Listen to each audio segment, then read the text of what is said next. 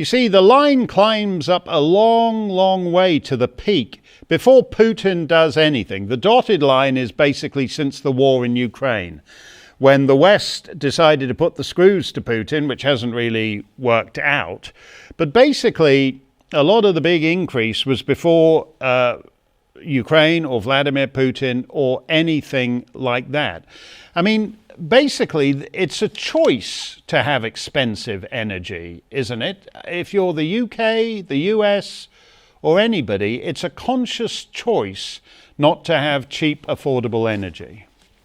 No, indeed, Mark. And so the graphic there that you showed was where we had the OBR when we had the kind of the forecast, not long after Jeremy Hunt come in back in November. And you're right, we saw this big ramping up of the gas price going from, let's say, that 50 pence to £2.40, huge increase. It did go up after the Ukraine war, but obviously remember, what happened there is, the European Union, the US, a lot of them decided to impose sanctions on Russia. We're not going to get into the rights and wrongs of that, but it was kind of self-inflicted, I suppose, because obviously if one of the countries that provides a lot of gas to the rest of the world, a lot of sanctions are going on, what's the implication of that?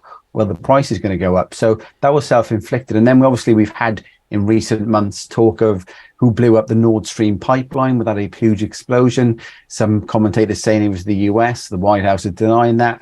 But one thing you can't deny, I'm a stats guy, as you know, Mark.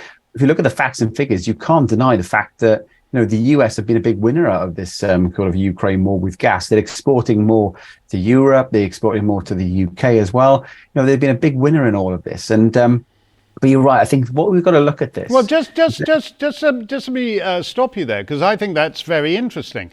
We were told initially that Putin had somehow blown up his own pipeline, though the fact that he was able to sit in the Kremlin and turn it on and off according to how much he wanted to torment the Germans was quite useful to him. So it never made a lot of sense.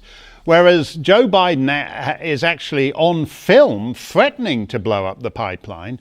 And as you point out, that it's actually good for American businesses if there's less available energy from Russia, because they export it to various places. So it's not only a question of how you feel about the war, but it's actually in Washington's economic interest to have taken out that pipeline.